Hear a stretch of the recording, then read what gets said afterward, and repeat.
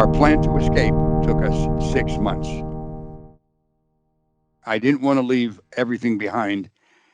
And the way we worked it out is this. I was 76 years old when we left, by the way, and it was on March 25th, 2012. On my 75th birthday, my wife, Becky, got my daughters, Denise and Lori, to send me 75 gifts. Some of the gifts were like a pen, or it was some little trinket, and the other was bigger, but I had these boxes of gifts. So the security saw this. So they saw that I got 75 gifts. So then we started sending out particles that we had to her mother, who was going to have a birthday.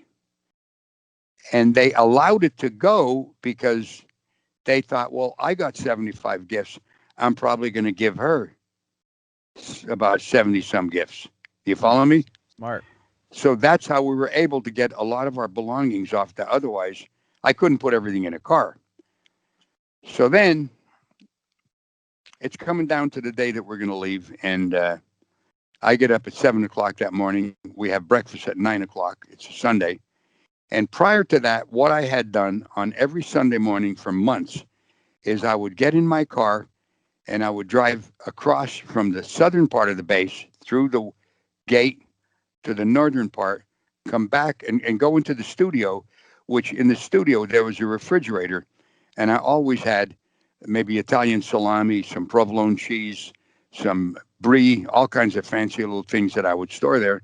And I'd come through the main gate and I'd give these treats to the security guards every Sunday morning. So basically what I was doing was feeding the watchdogs and getting them used to the fact that I'd be going to the north side of the property every Sunday morning to get a treat before breakfast.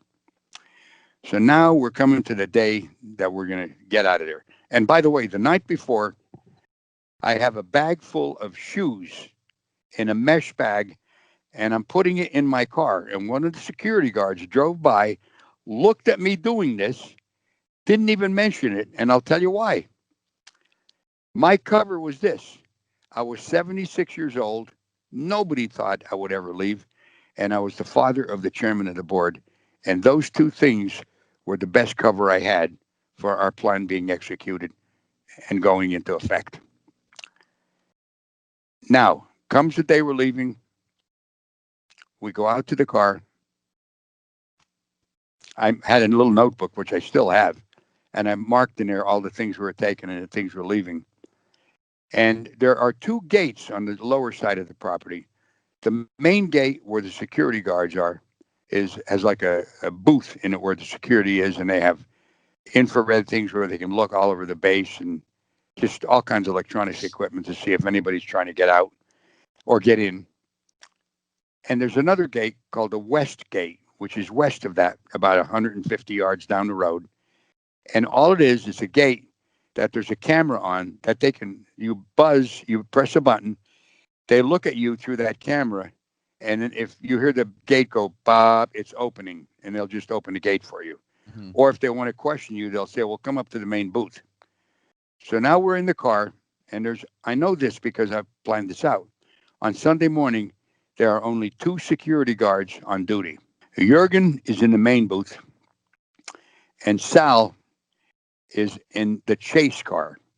When I say a chase car, it's actually like a van that this guy has, and he uses it to chase people if they try to escape.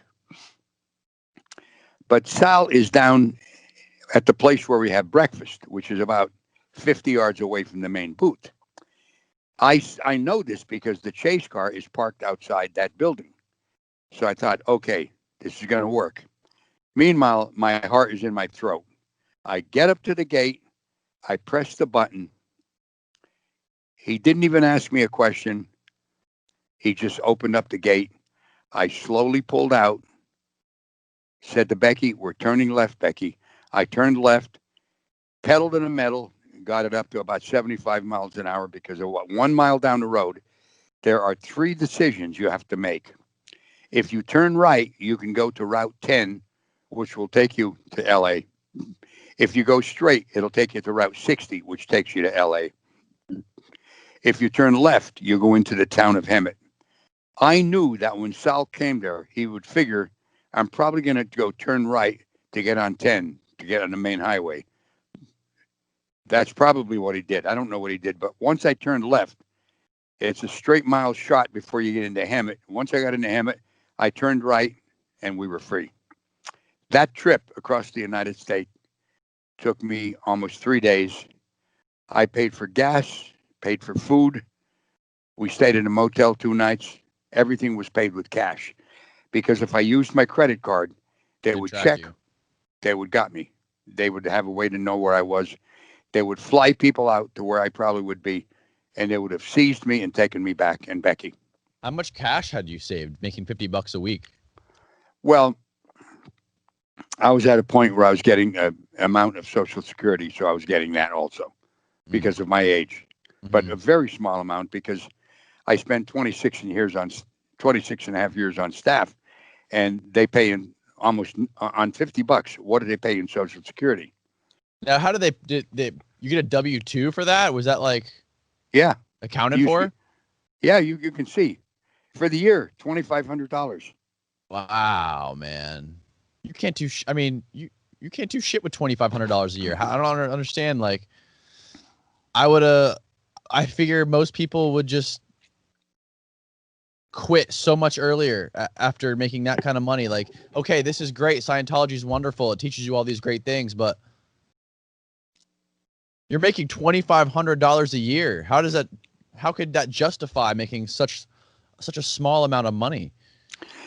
Because your mind is conditioned into thinking what you're doing is helping every man, woman, and child on the planet.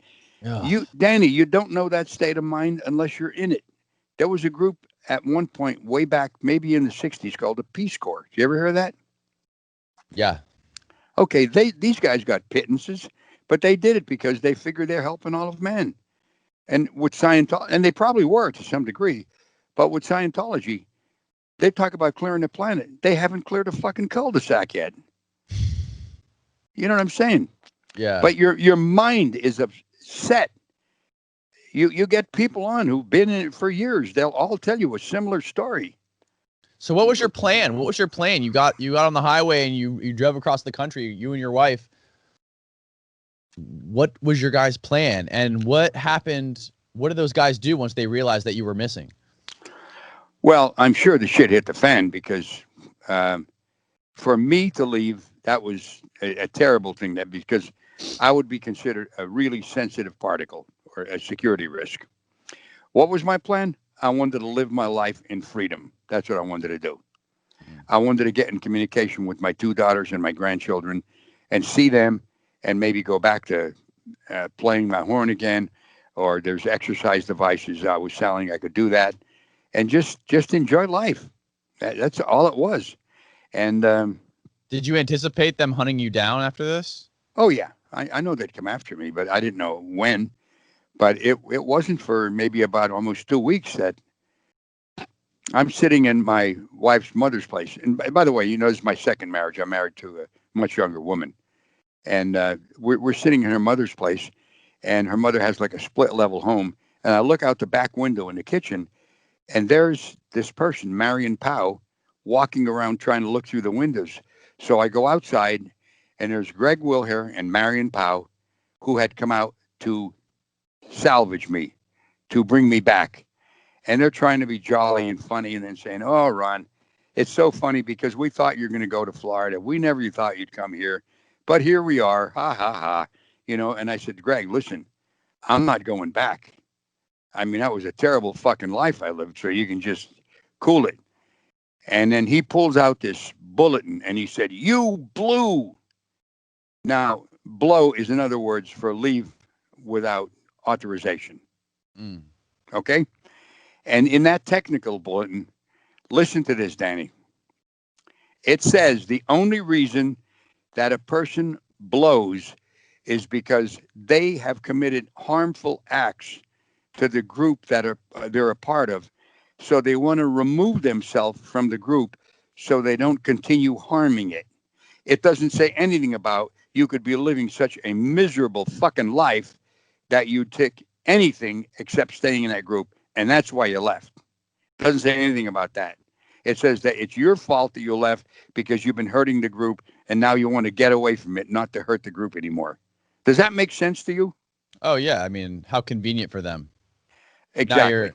you're a danger. That's the only reason you could have left. There's no reasonable explanation for you to leave. That you got it entirely. I don't have to tell you another word about that. But I will tell you, they hung around and they started calling me every day, and I never answered the call. And so after about a month, we went to visit my son Ronnie down in Virginia. And when I came back, I went to the motel that they were staying at, and the car was gone, so they had left. They didn't want to go back because they had to go back and tell David, "Listen, we didn't get him." And at that point, you're in deep trouble, in very deep trouble. Mm-hmm. So now, year goes by. This is 2013 now. I purchased a house in West Dallas, where I'm talking to you from right now. And across the street, one night, there's a guy over there looking in the windows of a house that's for sale. The next door neighbor calls the cops and says, "Listen, there's some guy looking in the windows of this house that's up for sale. I think he might be a drug dealer." Out comes the West Dallas police, primarily a guy by the name of Nick Pye, who at that point he was a detective. And he confronted the guy and said, "What are you doing?"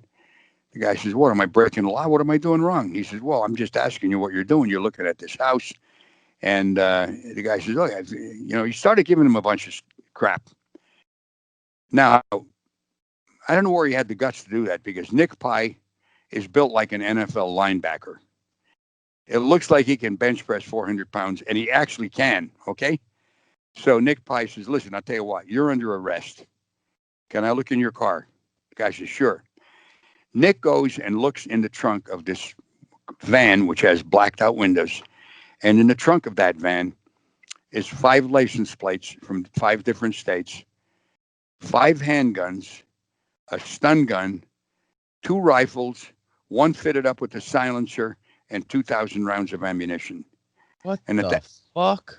yeah, this, and by the way, just for your viewers and anybody else, on my website, therealronmiscavige.com, you can go there and hear the entire interrogation that Nick Pye and Ricky Hankins, who was a tobacco, alcohol, and firearms agent, you can hear the actual interrogation of Dwayne Powell and his son Daniel Powell. They were a father and son team.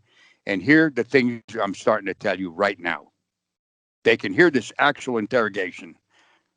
Now, it turned out that they were getting paid $10,000 a week to follow me.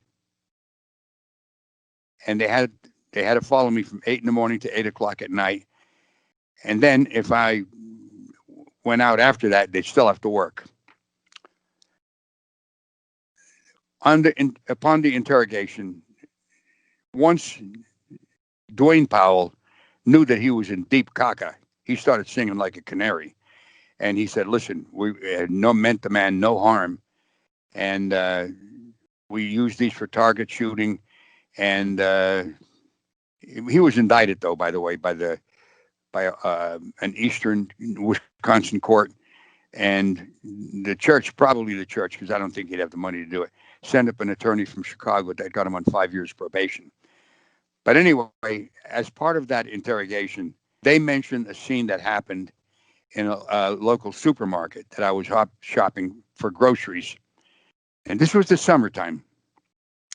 And I had a pocket T-shirt on, and I come out to the car, had groceries in the cart, opened the back door, and was going to put the groceries in. And I bent over to do that, and I thought my cell phone was going to fall out of my pocket. So I grabbed my left chest with my right hand. These PIs are in the van. Of course, I didn't know that at the time. They saw me, and the father says to the son, "It looks like he's having a heart attack. I should call in and see what we should do." So Dwayne called in, and a guy come on the phone by the name of Greg, and Greg said, "Listen, I'll get somebody on the phone for you."